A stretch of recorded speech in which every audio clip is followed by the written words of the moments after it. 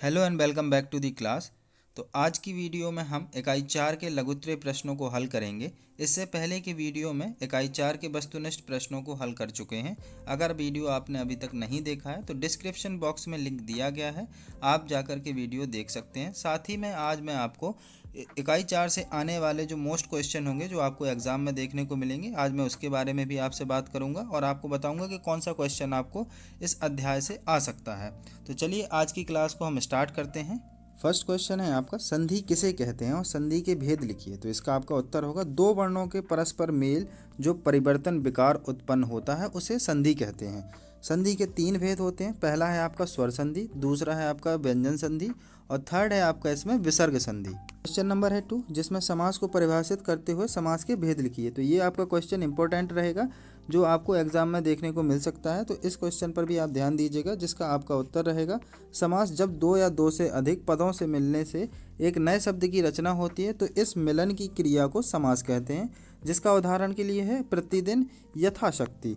और समास के कितने ये टोटल भेद होते हैं आपके, समास के 6 भेद या प्रकार होते हैं, जिसमें अव्ययी भाव समास रहेगा पहला, दूसरा है तत्पुरुष समास, तीसरा है आपका द्वंद्व समास और आपका चौथा है द्विगु समास और आपका फिफ्थ है इसमें कामे धराय समास और आपका छठवां है बहुब्रीहि समास। क्वेश्चन नंबर है 3, जो वाच्य की परिभाषा उदाहरण से लिखिए। तो ये जो वाच्य है आपका, ये भी आपका क्वेश्चन आपको एग्जाम में देखने को मिल सकता है, तो ये भी इंपॉर्टेंट क्वेश्चन है जो कि आपका उत्तर रहेगा वाच्य। वाच्य क्रिया का रूप परिवर्तन वाच्य कहलाता है।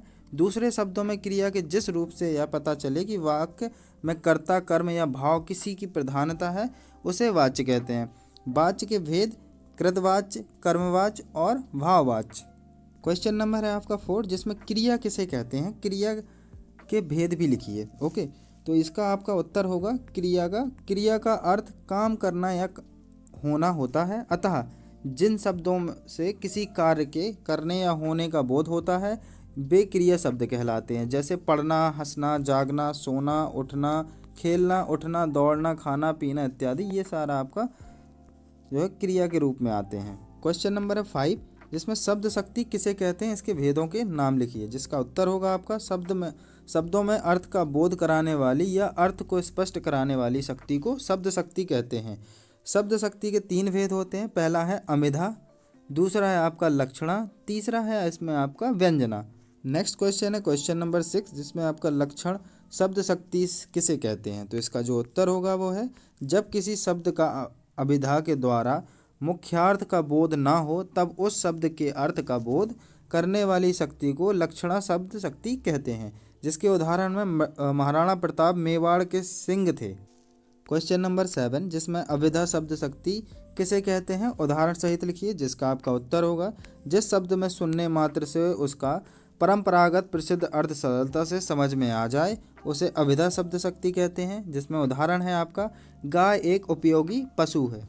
क्वेश्चन नंबर है 8, जिसमें व्यंजना शब्द शक्ति किस अलंकार से मिलती जुलती है। जिसका आपका उत्तर होगा, व्यंजना शब्द शक्ति वहाँ प्रयुक्त होती है जहाँ वाक्य साधारण होता है लेकिन पाठक या श्रोता उसका अपना अपना भिन्न अर्थ लेता है। क्वेश्चन नंबर है आपका 9, जिसमें अनेकार्थी शब्द क्या होते हैं, लिखिए। तो जिसका उत्तर होगा, अनेकार्थी एक से अधिक अर्थ देने वाले शब्द अनेकार्थी शब्द कहलाते हैं। प्रसंग के अनुसार एक ही शब्द का एक स्थान पर एक अर्थ और दूसरे स्थान पर दूसरा अर्थ लिया जाता है। ओके, ये आपका होगा अनेकार्थी शब्द का अर्थ।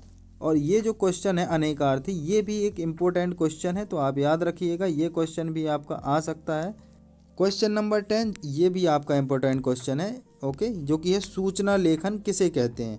इसका उत्तर होगा, सूचना लेखन किसी बड़ी बात को कम शब्दों में और सटीक ढंग से औपचारिक शैली में लिखना सूचना लेखन कहलाता है। जैसे कि आज के ज़माने में हम क्या करते हैं, व्हाट्सएप पर SMS लिखते हैं किसी भी कार्य को बताने के लिए। इसी प्रकार से पत्र लेखन भी पहले की प्रक्रिया थी, जिसमें सूचना लिखी जाती थी किसी भी राजा महाराजा या किसी कार्य के लिए, तो उसे क्या कहते हैं, सूचना लेखन। क्वेश्चन नंबर है 11, जिसमें शब्द गुण किसे कहते हैं, इसके भेदों के नाम लिखिए। जिसका आपका उत्तर होगा, शब्द गुण से तात्पर्य किसी काव्य में प्रयुक्त होने वाले उन शब्दों से होता है जो हमें रस का अनुभव कराते हैं। क्वेश्चन है क्वेश्चन नंबर 12, जिसमें माधुर्य गुण की परिभाषा उदाहरण सहित लिखिए। जिसका उत्तर होगा, माधुर्य गुण काव्य के जिस गुण विशेष के कारण सहृदय का चित्त केंद्रित हो जाता है उसे माधुर्य गुण कहते हैं। यह गुण श्रृंगार, करुणा और शांत रसों में पाया जाता है। इस गुण में कोमल वर्णों का प्रयोग होता है, जिसमें आपका उदाहरण होगा बतरस, लालच, लाल की, मुरलीधरी, लुकाई। क्वेश्चन नंबर है 13, जिसमें प्रसाद गुण की परिभाषा उदाहरण सहित लिखिए।